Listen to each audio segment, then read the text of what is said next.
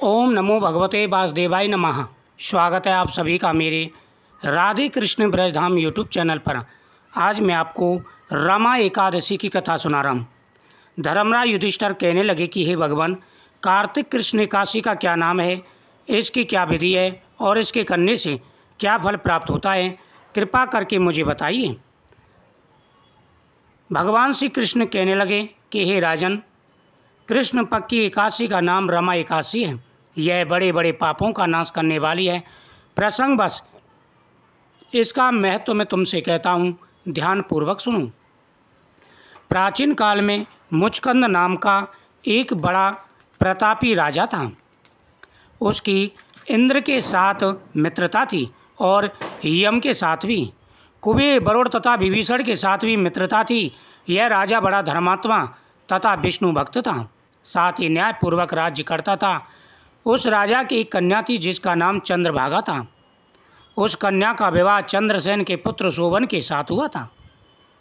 एक समय शोभन अपने ससुर के घर आया और उन्हीं दिनों जल्द ही पुण्यदायक रमा एकादशी भी पड़ गई। यानी जब वह अपने ससुराल आया तो वहाँ पर उसे रमा एकादशी पड़ गई। जब व्रत का दिन समीप आ गया तो चंद्रभागा को अत्यंत सोच उत्पन्न हुआ कि मेरे पति बहुत ही दुर्बल है और मेरे पिता की आज्ञा अति कठोर है। दसवीं को राजा ने ढोल बजवाकर सारे राज्य में घोषणा करवा दी कि रमा एकादशी के दिन कोई भी भोजन ना करें। घोषणा सुनते ही शोभन को अत्यंत चिंता हुई और अपनी पत्नी से बोला कि अब क्या करना चाहिए। मैं तो किसी भी प्रकार भूख सहन नहीं कर सकता। ऐसा उपाय बताओ जिससे मेरे प्राण बच सकें, अन्यथा मेरे प्राण अवश्य चले जाएंगे। चंद्रभागा कहने लगी कि हे स्वामी, मेरे पिता के राज्य में एकादशी को कोई भी भोजन नहीं करता। अब जैसे एकादशी की घोषणा हुई तो उसको बड़ी चिंता हुई। अब वो अपनी पत्नी से बोला कि मैं अब क्या करूं, क्योंकि मेरा शरीर तो बहुत ही दुर्बल है और मैं भूखा नहीं रह सकता। चंद्रभागा बोली कि हे स्वामी, मेरे पिता के राज्य में कोई भोजन नहीं करता, यहाँ तक कि पशु पक्षी भी चारा नहीं खाते। मनुष्यों की तो बात ही क्या है। इसलिए जो पिता की आज्ञा है वो तो माननी ही पड़ेगी। हाथी, घोड़ा, ऊंट, बिल्ली, गौ आदि तृण अन्न जल आदि ग्रहण नहीं कर सकते, फिर मनुष्य का तो कहना ही क्या। यदि आप भोजन करना चाहते हो तो किसी दूसरे स्थान पर चले जाइए, क्योंकि यदि आप यहाँ रहोगे तो अवश्य व्रत करना पड़ेगा। ऐसा सुनकर शोभन कहने लगा कि प्रिय, मैं अवश्य व्रत करूँगा। चंद्रभागा ने कहा कि स्वामी, यदि आप भूखा नहीं रह सकते तो ऐसा करिए, आप यहाँ से कहीं दूसरी जगह चले जाइए, क्योंकि मेरे पिता की जो आज्ञा है वो तो माननी पड़ेगी। उनकी आज्ञा बड़ी कठोर है, एकादशी के दिन कोई भी भोजन नहीं करता। वह बोला कि कोई बात नहीं, जो होगा सो देखा जाएगा, मैं तो यहीं पर रह कर के एकादशी का व्रत करूँगा। ऐसा सुनकर शोभन कहने लगा कि हे प्रिय, मैं अवश्य व्रत करूँगा, जो भाग्य में होगा वह देखा जाएगा। ऐसा विचार कर उसने व्रत किया और वह भूख व प्यास से अत्यंत पीड़ित होने लगा। जब सूर्य नारायण अस्त हो गए और रात्रि को जागरण का समय आया तो वैष्णव को अत्यंत हर्ष देने वाला परंतु शोभन को अत्यंत ही दुखदायी प्रतीत हुआ।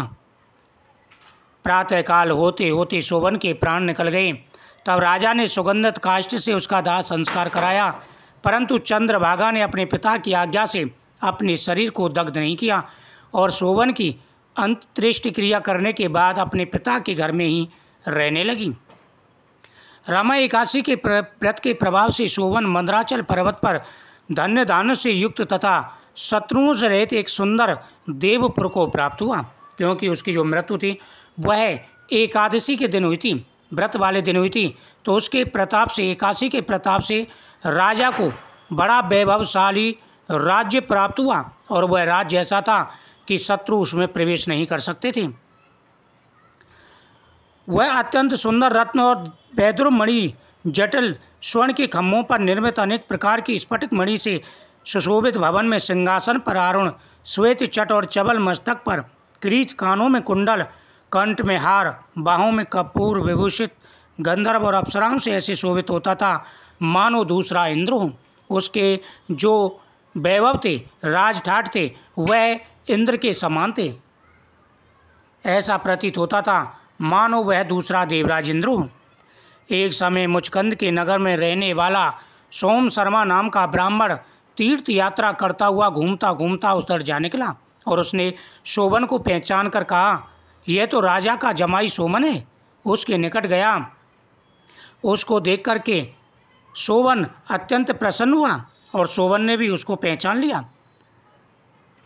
उसने उसकी तरफ देखा, कहा, यह तो राजा का जमाई है। शोभन भी उसको पहचान कर अपने आसन से उठकर उसके पास आया और प्रणाम आदि करके कुशल क्षेम पूछने लगा। ब्राह्मण ने कहा कि राजा मुचकंद और आपकी पत्नी चंद्रभागा कुशल से हैं।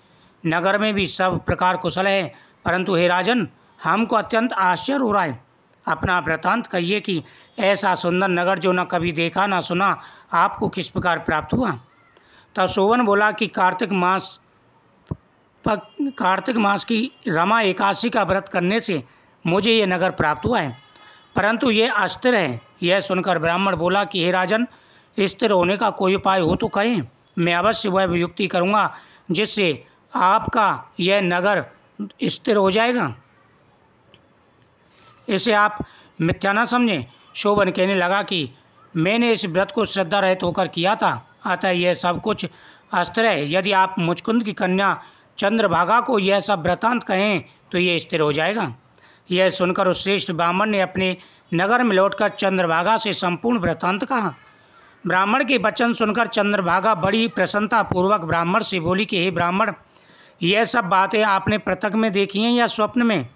ब्राह्मण कहने लगा कि हे पुत्री, मैंने महावन में तुम्हारे पति को प्रत्यक्ष देखा है, साथ ही किसी से विजय न हो ऐसा नगर मैंने देखा है। वह नगर देवराज इंद्र की सभा के समान है। यह सुनकर के उसे बड़ा प्रसन्नता हुई और बोली कि हे ब्राह्मण देव, आप जल्दी से जल्दी मुझे मेरे पति के पास पहुंचा दें। चंद्रभागा कहने लगी कि हे विप्र, तुम मुझको वहां ले चलो। पति देव के दर्शन से मेरी तीव्र लालसा है। मैं अपने किए पुण्य से उस नगर को स्थिर बना दूंगी। आप ऐसा कार्य कीजिए जिससे उनका हमारा सहयोग हो, क्योंकि वियोगी को मिला देना महान पुण्य का कार्य होता है। सोम शर्मा यह बात सुनकर चंद्रभागा को साथ लेकर मंदराचल पर्वत के समीप वामदेव ऋषि के आश्रम में गए। वामदेव ऋषि ने उनकी बात सुनकर वेद मंत्रों से उज्ज्वल तिलक द्वारा चंद्रभागा का अभिषेक किया। तब ऋषि मंत्र के प्रभाव और एकादशी के व्रत से चंद्रभागा का शरीर दिव्य हो गया और वह अत्यंत प्रसन्नता के साथ अपने पति के निकट गई। अपनी प्रिय पत्नी को आता देखकर शोभन अत्यंत प्रसन्न हुआ और उसको बुलाकर अपनी बाईं तरफ बैठाया। चंद्रभागा कहने लगी कि हे प्राणनाथ, आप मेरे पुण्य को सुनिए। अपने पिता के घर में जब मैं 8 वर्ष की थी तब से विधिपूर्वक एकादशी का व्रत श्रद्धापूर्वक करती आई हूँ।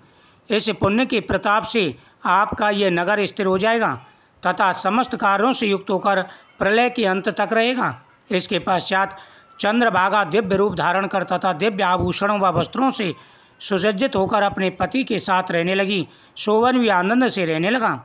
हे राजन, यह मैंने तुम्हें रमा एकादशी का महत्व बताया है। जो मनुष्य इस व्रत को करते हैं उनके ब्रह्म इत्यादि समस्त पाप नष्ट हो जाते हैं। कृष्ण पक्ष और शुक्ल पक्ष के दोनों एकादशी समान हैं, इनमें भेद नहीं करना चाहिए।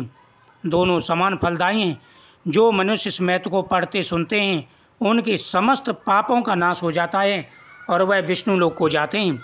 एकादशी के दिन किए गए व्रत का अनंत गुना फल प्राप्त होता है। इस व्रत के महत्व को कौन कह सकता है। इस दिन जो व्यक्ति श्रद्धापूर्वक एकादशी का व्रत करते हैं, भगवान विष्णु उनकी हर मनोकामना पूरी करते हैं। धन्य धान्य बढ़ता है और सुख समृद्धि बढ़ती है।